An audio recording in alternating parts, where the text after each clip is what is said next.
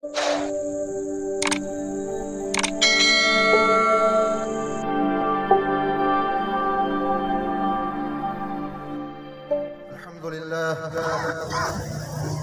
لله وكفى وسلام على عباده الذين اصطفى خصوصا على سيدنا رسولنا المجتبى محمدا المصطفى وعلى آله وصحبه النجوم الهدى ومن بهديهم اقتدى. أما بعد فأعوذ بالله من الشيطان الرجيم. بسم الله الرحمن الرحيم.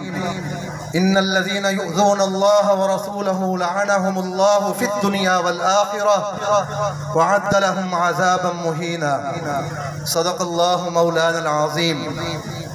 قابل صد احترام حضرات علماء کرام، قابل قدر، قابل فخر، غیور باشعور، شمع رسالت کے پروانوں، عالمی مجلس تحفظ ختم نبوت احمد پور سیال کے زیر اہتمام عالمی دہشت گرد ہندوستان میں جناب رسول اللہ صلی اللہ علیہ وسلم کی شان اقدس میں ہونے والی گستاخی کے خلاف شمع رسالت کے پروانوں نے ناموس رسالت کے تحفظ کے لیے اپنی مذہبی غیرت، حمیت، عقیدت، محبت، جمعیت سے لبریز اور بھرپور طریقے سے یہ احتجاجی مظاہرہ، جس میں تمام شعبہ زندگی کے افراد کی شرکت، تمام طبقہ فکر کی نمائندگی اور بالخصوص